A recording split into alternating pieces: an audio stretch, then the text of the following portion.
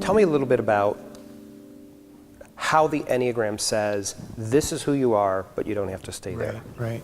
The uniqueness of the Enneagram is that it is dynamic. Anything else that I've at least come across in my experience that wants to give me insight into myself says, by such and such an age, this is the way you approach this or do this.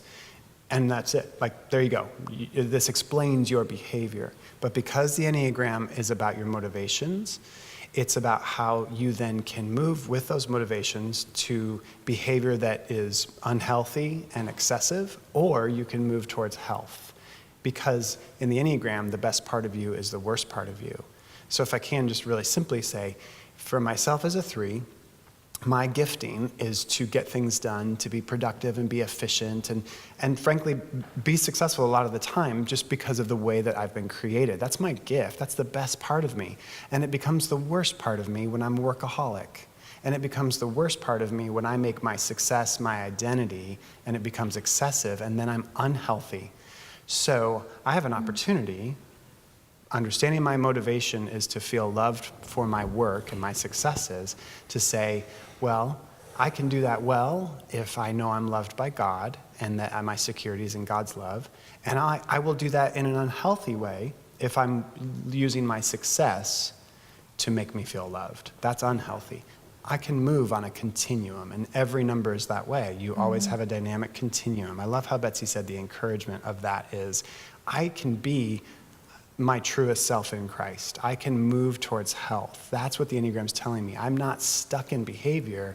I actually can use my motivations, and I can do Enneagram work, and I can practice spiritual disciplines, and I can call out to God's Spirit above all, and the Spirit of God can help me move in this wisdom to be more of who God has ultimately created me to be. Yeah, Suzanne Stabile once said that emotions are morally neutral.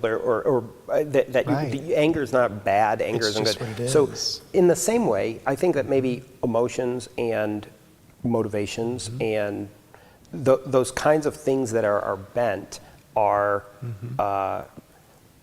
they're us, and then we have these choices to go from there. Yes, Suzanne Stabile uses the phrase, "That's just how you see."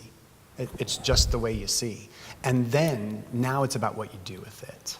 So for Betsie as a 6, she's just going to see insecure possibilities, things that could move her out of a place into fear, but it's just how she sees all the things that could go wrong. Well, there's a gift in that because she plans really well, and when things do go wrong, she's ready for it.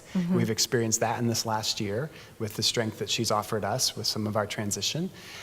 And yet also she could move to a worst case scenario place that paralyzes her in fear. I can walk into a room and I just see what needs to be done, and I can do it, and I can do it efficiently and move us quickly, and I can gather others to do it.